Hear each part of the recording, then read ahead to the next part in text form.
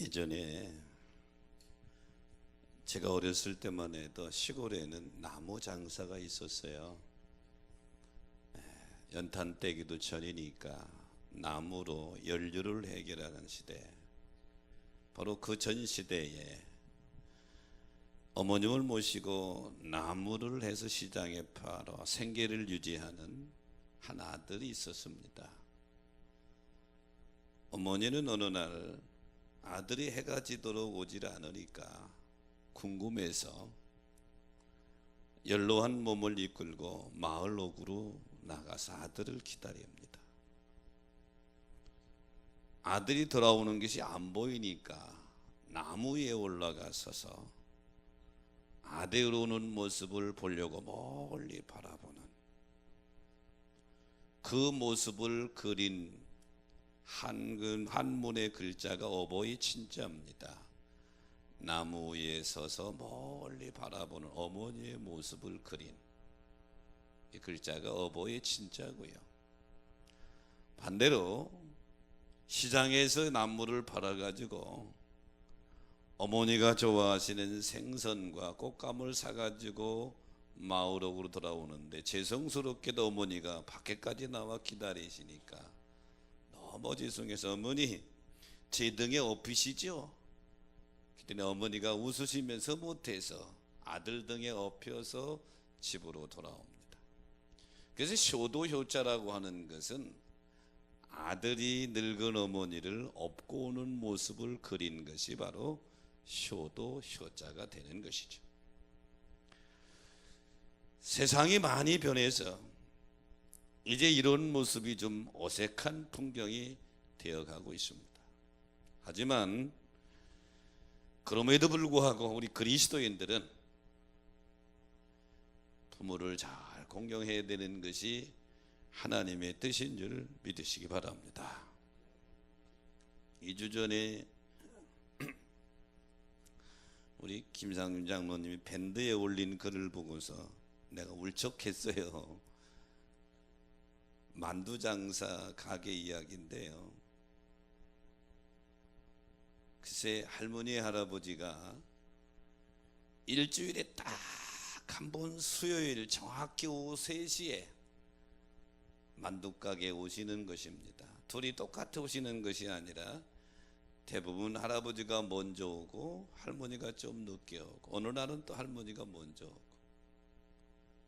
둘이 멀끄러미 한참을 바라보시고 때로는 만두를 서로 먹여주시기도 하시고 어느 날은 눈물을 흘리면서 둘이 손을 잡고 멍하니 창문밖을 바라보다가 돌아가시고 이게 한두 번 하는 것이 아니라 계속 매주마다 그러시는 거예요. 젊은 만두가게 부부가 생각을 했습니다. 저 할머니 할아버지가 부부일까? 아니 부부면 왜 몰래 이곳에 예진 만두가게에서 이렇게 만나? 아마 그럴 거야. 젊어서 열렬히 사랑했는데 가족들이 반대해서 결혼 못했다가 나이가 들어서 만나서 양쪽에 가족들이 있으니까 눈에 띄게 만날 수는 없고 아마 그렇게 만나는 것은 아닐까. 그러다가 어느 날 만두가게 주인 내가 한번 물어봐야 되겠다 다음 주. 근데 안 오시는 거예요. 2달이 넘도록 안 오시다가 어느 날 할아버지가 오셨어요. 좀 얼굴이 익숙해진 모습이긴 하지만 그 할아버지가 틀림없이 할아버지 안녕하세요. 오래간만이네요. 할머니도 곧 오시겠죠? 못 와. 하늘나라 갔어. 두 분은 부부였습니다. 할아버지 얘기를 들어보니까 두 분은 부부인데 할아버지는 수원의 큰 아들 집에서 할머니는 목동의 작은 아들 집에서 살다가 일주일에 한 번씩 만나는 거예요. 왜 두 분이 싸우셨어요? 아니야 우리가 싸운 게 아니라 며느리끼리 싸웠어. 큰 며느리가 왜 우리만 아들이냐고 우리만 모셔야 되느냐고 그래서 공평하게 우리가 양쪽 집에 하나씩 가서 살았어. 그 그리고 견우와 직녀처럼 일주일에 또 한 번 수요일 오후 3시에 만났던 것이죠. 할아버지가 눈물을 흘리며 하는 말이 이제 나만 죽으면 돼. 천국에서는 같이 살 수 있을 거야. 이거를 읽다가 노년의 빈곤의 문제가 생각났습니다. 부모는 자식을 양육하는 게 모든 걸 다 드리죠. 모든 시간과 재물을 다 들여서 가르치고 결혼시키고 거기서 끝이 아니라 또 결혼 이후에도 계속 돌보다 보니까 남는 게 없어요. 늙고 병들고 빈곤에 처하게 되죠.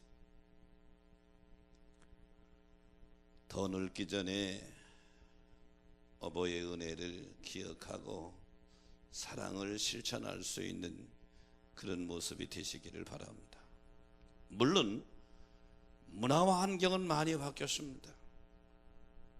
예전처럼 형제들이 많은 시대도 아니에요. 하나 아니면 둘, 이런 시대에 살다 보니까 부모님 몫이가 참 어려워요. 예전 같지 않고 남편과 아내가 다 직업을 가지고 있는 세대에, 그래서 양로원 혹은 요양원, 요양병원이 생겼어요. 거기 모시는 것이 나쁜 것이 아니에요. 잘 모시는 게 좋아요. 현대사회니까. 하지만 내팽개치듯 버리는 것은 이건 또 문제가 다른 것입니다. 양로원 병원에 모신다 하더라도 자주 찾아뵙고 돌보시는 것, 이것이 자녀의 도리라고 생각을 합니다. 본문은 이스라엘의 위대한 지도자였던 모세의 고별설교 제2부에 해당합니다. 모세는 지금 자기가 가나안 땅에 못 들어갈 것을 알고 있어요. 자기 백성들이 가나안 땅에 들어가서 잘 살기를 원해요. 자기 백성들에게 마지막 설교하면서 십계명을 다시 드러내서, 시내산에서 하나님으로 받은 십계명을 다시 드러내서 십계명을 가지고 다시 마지막 고별 설교를 하는 것입니다. 오늘 본문은 그 십계명 중에 5번째 계명인 부모 공경에 대한 계명을 다시 재해석해서 말씀해 주고 있죠. 저는 어버이 주일에 오늘 본문의 말씀을 마음속에 새기면서 부모 공경 신앙이라는 제목을 가지고 은혜를 나누고자 하는데요, 부모 공경 신앙의 첫 번째는 부모 공경의 의미가 뭐냐 이 말이죠. 오늘 본문 16절이 다 한번 같이 읽어보겠습니다. 시작.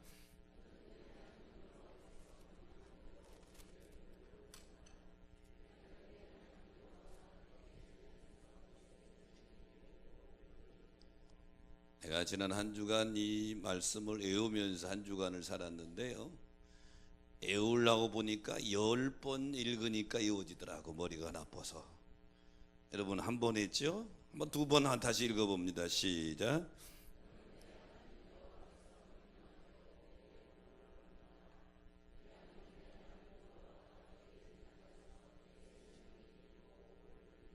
두 번 했습니다. 오늘 설교 끝날 때까지 10번 할 거예요. 3번 읽어봅니다. 시작.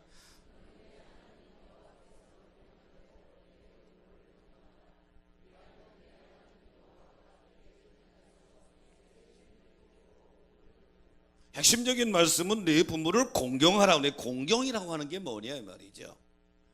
히브리어에 카베드라는 단어를 썼는데요, 이 카베드라는 공경이라는 단어는 무겁다 이런 뜻입니다. 다시 말하면 이 성경에서 말하는 부모를 공경하라고 하는 이 말의 원래 원문의 뜻은 부모를 무거운 대상으로 여기고 최선을 다해서 섬기고 순종하라 이런 말씀이죠. 요즘 부모를 너무 가볍게 여겨요. 예전 부모님이 지금 현대 젊은이들보다 더 못 배웠지요.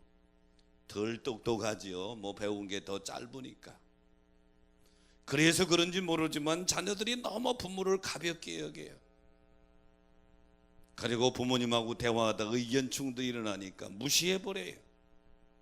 아이고 엄마 뭐 알지도 못하면서 그런다고. 아빠 그런 게 아니라고. 이건 공경이 아니에요. 카베드라고 하는 공경이라는 말은 무겁다, 무겁게 여겨라. 부모님 말씀을 무겁게 여겨라. 대통령 선거가 끝나고 새로운 대통령이 됐습니다. 서로가 자식과 부모가 의견이 같은 가정은 별로 없어요. 왜? 나이가 먹으면 점점 보수 쪽으로 생각이 기울고요, 젊은 쪽으로 진보 쪽에 가까워요. 그러다 보니까 대통령 선거 가지고 또 식사하다가 대판 싸웁니다. 누가 대통령이 되면 좀 어때요? 잘 되도록 기도해주고 그러면 되는 거지. 의견이 좀 다르면 어때요? 부모님이 그렇게 그러세요? 그러세요? 이 정도 하면 되지. 아빠는 뭐 한다고 그러냐고. 이건 카베드가 아니에요. 카베드는 무겁게 여긴다, 이런 뜻이죠. 그래서 바울 사도는 에베소께 편지하면서 에베소 6장 1절에 이 본문을 이렇게 재해석했어요. 자녀들아 주 안에서 너희 부모에게 순종하라. 이것이 옳으니라. 그러므로 공경이라고 하는 것은 부모님의 말씀을 무겁게 여기고 부모님 말씀을 순종하여 따르는 것, 이것이 공경이에요. 그러므로 이 예배에 참여한 여러분, 부모님의 말씀을 무겁게 여김으로 순종함으로 공경하는 여러분 되시기를 주의 이름으로 축복합니다. 창세기 37장에 보면 요셉이 아버지 야곱의 말씀에 순종하는 장면이 나옵니다. 창세기 37장 13절에 보면 야곱적 이스라엘이 요셉에게 명령합니다. 내 형들이 저 세겜 땅에 가서 양을 치는데 내가 너 그들에게 보낸다. 심부름부대 갔다 와라. 그때 요셉이 노란 글씨 한번 같이 읽어봅니다. 시작. 내가 그리하겠나이다. 아주 쉽게 대답한 것처럼 보이죠. 그런데 요셉은 똑똑한 아들입니다. 시월 형들이 자기를 미워하는 것도 알고요, 아버지 때문에 자기가 했지 아버지의 만약에 그늘에서 벗어나면 어떤 해를 가할 줄 몰라요. 실제로 요셉을 자기 동생인데도 애굽의 노예로 팔았잖아요. 그리고 형들이 양을 치고 있는 세겜 땅과 지금 아버지 야곱이 명령하는 헤브론과의 거리는 약 100km쯤 됩니다. 이웃 동네에서 양 치는 게 아니에요. 100km는 지금도 가까운 거리가 아닌데 이 당시에는 도로가 좋은 것도 아니요, 자동차가 있는 것도 아니란 말이에요. 치안이 안전하게 보장된 것도 아니에요. 맹수의 공격을 받을 수도 있고 강도의 공격을 받을 수도 있는데 요셉은 예 내가 그리하겠습니다 하고 하는 이 말 한마디는 목숨 걸고 아버지의 말씀을 무겁게 여기고 그대로 순종하겠다는 거예요. 이것이 공경이에요. 카베드라고 하는 말의 의미는 무겁게 여기고 순종한다, 이런 의미를 담고 있는 것이죠. 존경과 공경이라는 단어는 비슷하기는 하지만 좀 달라요. 존경이라는 단어는 남의 인격이나 사상, 행위가 자신이 마음에 들어서 그것을 받들어 높이는 것을 존경이라고 그래요. 하기 때문에 존경은 더 존경하는 마음이 많아질 수도 있고 환경에 따라 좁아질 수도 있어요. 외부적인 요인에 따라서 변질될 수 있는 마음이 존경이라는 마음이에요. 그래서요, 대통령이 처음 취임하게 되면 지지율이 50% 60% 막 올라가죠. 점점 하는 거 보니까 자기 마음이 안 들어 존경의 마음이 점점 줄어들어 지지율이 뚝 떨어지게 되는 거예요. 근데 공경이라고 하는 것은 존경과는 조금 달라요. 우리가 부모를 공경하라고 그랬지 부모를 존경하라고 하지 않았어요. 존경이라고 하는 데는 조건이 있지만 공경이라는 데는 조건이 없어요. 나를 낳아주시고 길러주시고 양육해 주신 부모님을 높여야 될지 말아야 될지 결정을 논의한다고 하는 자체가 공경이라는 데는 없어요. 이유는 한 가지, 나를 낳아주 길러준 부모이기 때문에 공경하는 거예요. 근데 요즘 젊은이들은 부모를 공경의 자리에 놓는 것이 아니라 존경의 자리에 놓고 조금 더 가진 거 있고 좀 더 나으면 공경하고 공경하는 척하다가 내 부모가 남보다 못할 때에는 부모에 대한 고마움이 사라지고 공경할 마음이 사라져버리고 만답니다. 부모에 대한 사랑에 조건을 붙이고 내가 받은 것이 많으면 공경하고 그렇지 않으면 공경이라고 하는 것이 사라져버린단 말이에요. 부모 공경에 조건의 꼬리를 떼내시고 아무 조건 없이 부모를 공경할 수 있게 되시기를 축복합니다. 지금 모세가 자기 백성들에게 고별 설교를 하면서 이 백성이 가나안 땅에 들어가서 잘 살기를 원하는데 시내산에서 받았던 10계명을 다시 들어서 설교하는 거예요. 그 중에 오늘 본문이 5계명 부모 공경에 대한 계명인 것이죠. 역사적으로 유명한 영국의 시인 중에 사무엘 존슨이라는 시인이 있어요. 대단히 유명한 시인이에요. 하루는 제자들과 함께 시장터를 가다가 더 이상 가지 않고 그냥 시장에 서가지고 하염없이 울고 있는 거예요. 눈물 흘리며. 비는 주룩주룩 내리는데 움직이지 않아요. 원래 유명한 사람이기 때문에 지나간 사람이 인사하는데도 받지도 않고 하염없이 울고만 있는 거예요. 제자들이 선생님 왜 그러세요? 한참을 울던 이 사무엘 존슨이 그때서 입을 열어요. 사실은 50년 전에 이곳에서 내 아버지가 헌 책방을 운영하고 있었다네. 근데 젊었을 때 그 당시에 나는 내 아버지가 얼마나 창피했는지 몰라. 이 시장 한 구석에서 헌 책을 팔고 있는 모습이 너무 부끄러웠거든.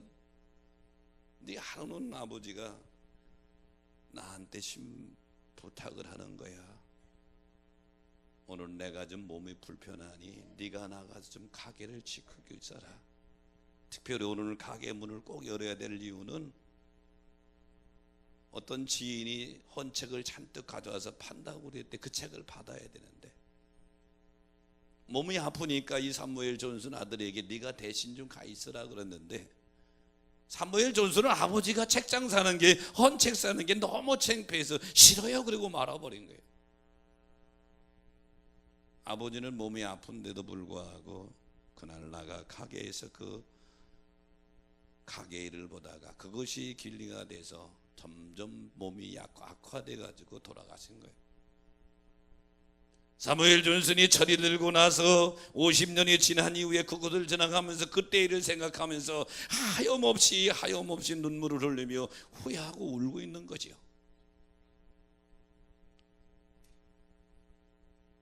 우리에게는 많은 덕목이 있습니다. 그 중에 특별히 순종이라고 하는 덕목은 그리스도인들이 반드시 소유해야 될 아름다운 덕목 중에 하나에 특별히 부모님에 대해서는 더 말할 것이 없는 것이죠. 그래서 오늘 본문 말씀에 공경하라고 하는 공경의 카베드라고 하는 단어는 부모를 무겁게 여기고 부모님 말씀을 따라라 이런 의미가 담겨 있는 것이죠. 오늘 이 예배에 참여한 여러분이 순종함으로 부모를 공경하는 모습이 하나님 앞에 연락되시기를 주의 이름으로 축원합니다. 그럼 부모 공경을 왜 해야 되느냐? 두 번째 부모 공경의 이유입니다. 오늘 16절을 다시 한번 읽어보겠습니다. 시작.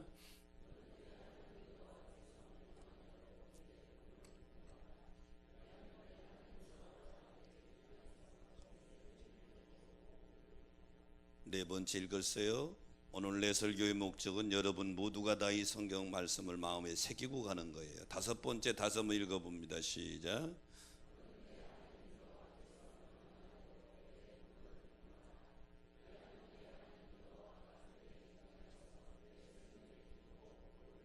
내라고 하는 단어가 꽤 많이 들어서 얘기가 좀 쉽지 않아요. 여섯 번째 시작.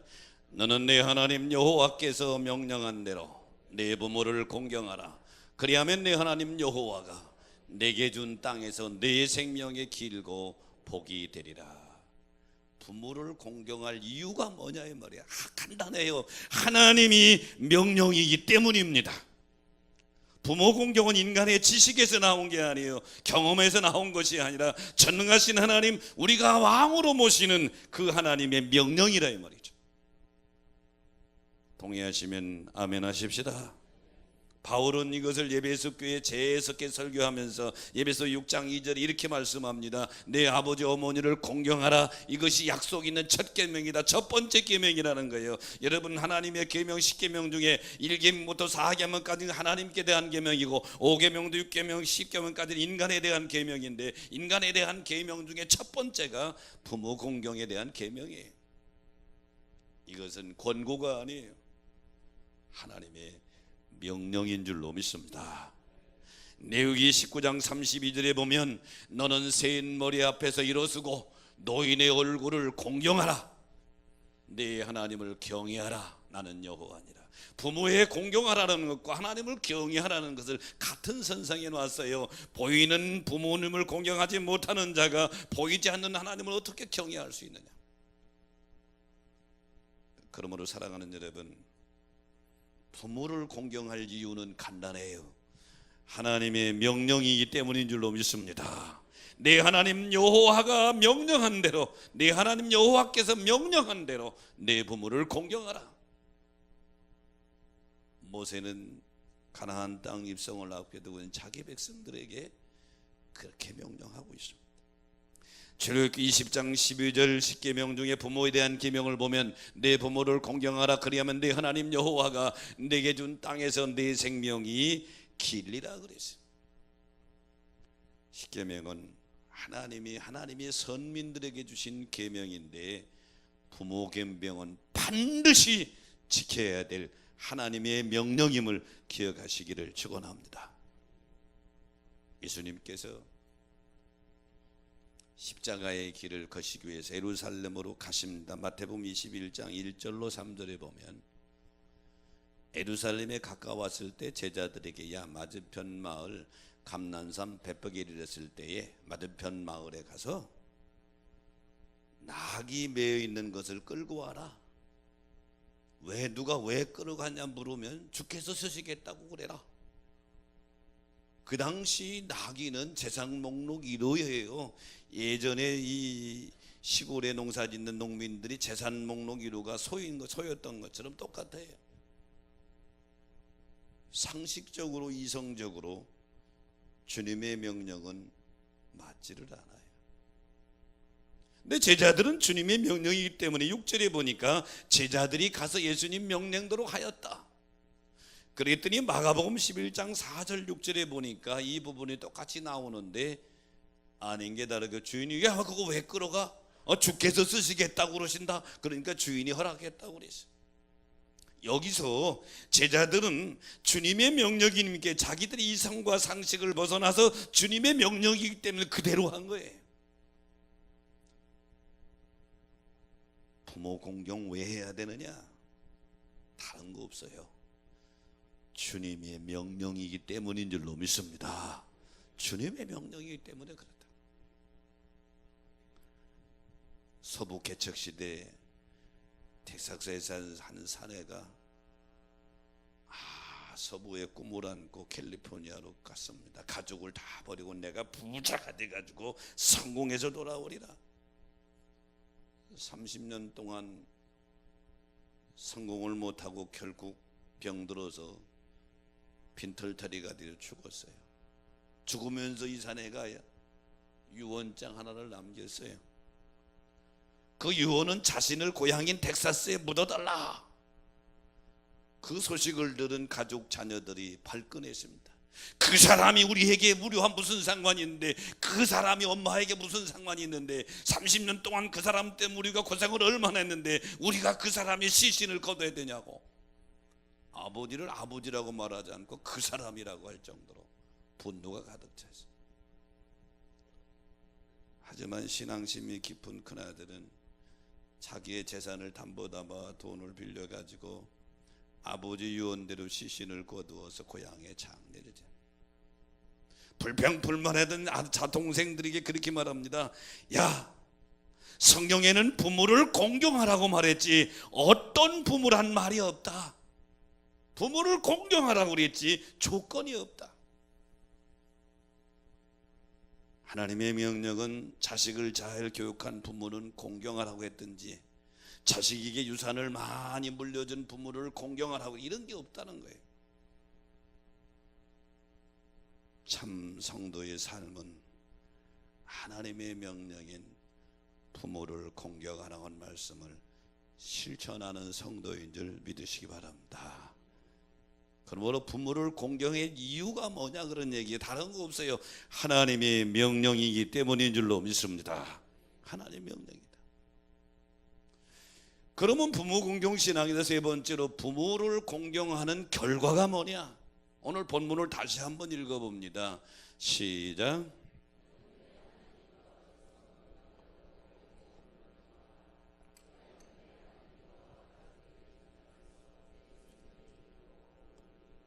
일곱 번 했거든요. 여덟 번째 시작.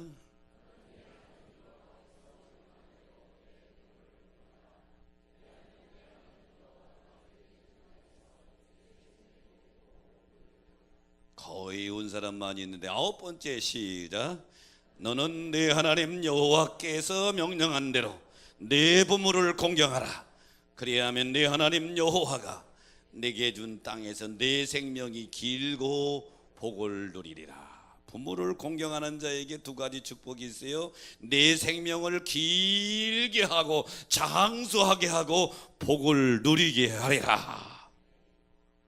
오늘 이 예배에 참여한 여러분, 하나님의 명령인 부모를 잘 공경함으로 장수하시기를 축원합니다.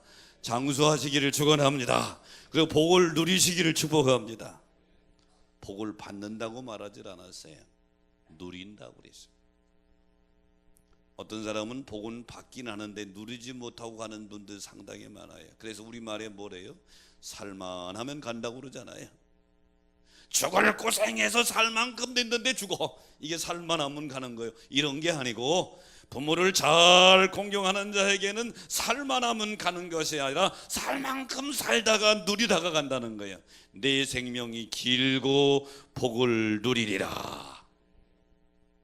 이 부분을 바울은 에베소 교회에서 편지하면서 재해석하기를 에베소 6장 3절에 이렇게 결론을 내립니다. 시작.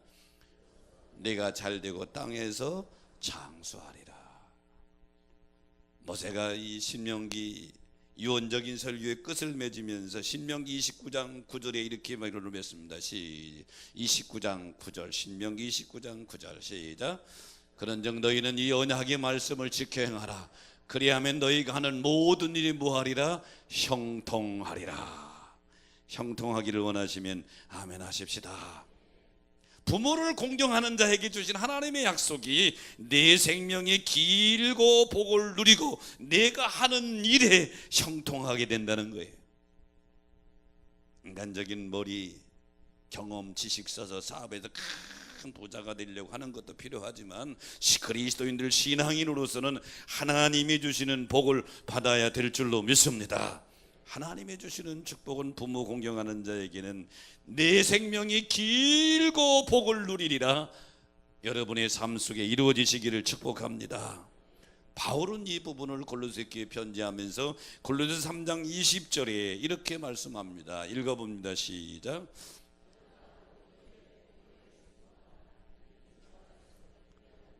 부모에게 순종하는 것, 공경하는 것은 주님이 기뻐하는 것이다. 주님이 기뻐하시면 길은 있을 줄로 믿습니다. 주님이 기뻐하시면 하늘문이 열릴 줄로 믿습니다. 부모 공경하는 걸 주님이 기뻐하신다 이 말이죠. 지혜의 왕이라고 하는 솔로몬이 잠언서를 썼는데요, 잠언 3장 1절에 보니까 이렇게 말씀합니다. 내 아들아 나의 법을 잃어버리지 말고 내 마음으로 나의 명령을 지켜라. 여기 나의 법, 나의 명령, 한마디로 말하면 하나님의 말씀이고, 오늘 본문에 말하면 비춰만한 부모 공경하는 거예요. 이렇게 부모 공경하는 자에게 어떤 복을 주시느냐? 2절에 보면 이렇게 말씀합니다. 그리하면 그것이 내가 장수하여 많은 해를 누리게 하며 평강을 더하게 하리라. 신약과 구약 전체를 통틀어서 부모 공경 효도하는 자에게 주시는 축복은 둘로 요약되어 있어요. 이 땅에서 장수할 것이고 복을 누리는데, 오늘 솔로몬은 그 복을, 평강의 복을 얘기했어요. 평강을 더하게 해 주시리라. 평강이라고 하는 게 뭐예요? 샬롬이라는 평강이라는 단어는 평화, 번영, 행복, 건강, 안전, 완전 등의 의미를 가지고 있어요. 다시 말하면 하나님의 계명을 지키는 자에게는 모든 삶의 영역에서 하나님의 도우시는 손길 가운데 평강을 누리는 복을 산다, 그런 얘기죠. 어버이 주일에 주님 앞에 나와 예배하는 여러분, 오늘 말씀을 마음 깊이 각인해서 삶에 실천하되, 부모 공경이라는 건 뭐냐? 카베드라는 단어는 부모를 무겁게 여기고, 부모님의 말씀을 무겁게 여기고 순종하는 것이 공경이고, 그럼 왜 공경해야 되느냐? 이유 없어요. 하나님의 명령이기 때문에. 할렐루야. 그럼 이 공경하는 자에게는 어떤 축복이 약속되어 있느냐? 내 생명이 길고 복을 누리리라. 평강의 복을 누리게 될 줄로 믿습니다. 그런 여러분 되시기를 주의 이름으로 축원합니다. 지난주에 우리가 민주주의 방법으로 대통령을 뽑았는데요, 민주주의 방법으로 최초의 대통령이 된 사람이 세계에서 미국 대통령 조지 워싱턴입니다. 원래 워싱턴의 꿈은요, 대통령이 아니었어요. 워싱턴의 꿈은 그 당시 영국이 미국을 식민지로 통치할 때이기 때문에 영국의 정규 군이 돼가지고 출세하는 것이었습니다. 그래서 20살에 영국군에 입대했어요. 프랑스와의 전쟁에서 혁혁한 공을 세웠는데 식민지 출신 사람이라고 우리 영국 정규군에 받아주질 않았어요. 실망한 워싱턴은 좌절한 채 고향에 돌아와서 꿈을 바꿉니다. 내가 선장이 되리라. 그리고 선박기사에 취직을 해가지고 항해를 나가기 위해서 짐을 선박에 싣고 마지막 어머니에게 작별 인사하는데, 어머니가 그렇게 말합니다. 너를 떠나보내는 게 너무 괴롭다고 우시는 것입니다. 조지 워싱턴이 내가 내 꿈을 이루려고 어머니 마음에 대못을 치고서 무슨 의미가 있겠나, 배에 실었던 짐을 다시 내리고 선장의 꿈을 포기하게 되죠. 그리고 어머니와 함께 열심히 살아가면서 정치에 도전합니다. 1759년 버지니아 주 하원의원에 도전해서 주의원으로부터 정치에 들어가게 되죠. 독립전쟁의 총사령관으로 활동하다 결국 1789년에 미국의 초대 대통령으로 당선이 되게 됩니다. 만약에 조지 워싱턴이 괴로워하고 눈물을 흘리는 어머니를 뒤로하고 선장의 꿈을 이루고 배 타고 나갔다면 선장은 될 수 있었을 거예요. 하지만 미국의 초대 대통령이 되는 길은 멀었겠죠. 사랑하는 여러분, 부모 공경하는 자에게 주시는 축복이 뭐냐? 이 땅에서 내 생명이 길며 장수하는데 이 땅에서 내가 복을 누리리라. 평강의 복을 누리고 하는 대로 행통하게 되는 하나님의 축복을 누리게 될 줄로 믿으시기 바랍니다. 그럼 오늘 여러분 어버이 주일에 오늘 본문의 말씀을 마음 깊이 새깁시다. 한번 다시 띄워줘 봐요. 10번째니까 이제 다 외웠을 거예요. 시작.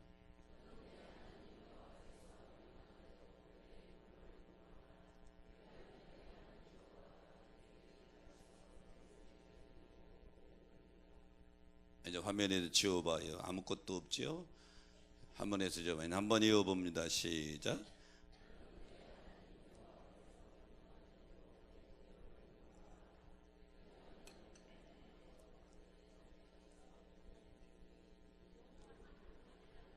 나보다 머리가 나쁜 사람이 좀 있네.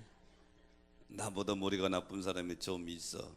한번 다시 띄워줘 봐요. 11번째. 그럼 시작.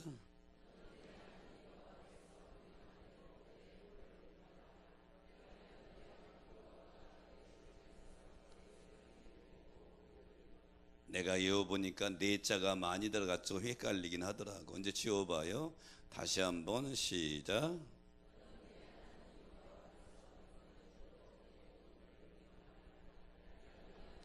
여호와가 내게 준 땅에서 내 생명이 길고 복을 누리리라. 주인공들 되시기를 축원합니다. 부모 공경이 무슨 뜻이냐? 카베드라는 단어는 무겁게 여긴다. 부모님의 말씀을 무겁게 여기고 순종하는 게 공경이고, 왜 공경해야 되느냐? 하나님의 명령이기 때문이고. 그러면 공경하는 자에게 뭐가 약속되어 있느냐? 이 땅에서 생명이 길고 복을 누리리라. 여러분이 그 주인공이 되시기를 주의 이름으로 축원합니다.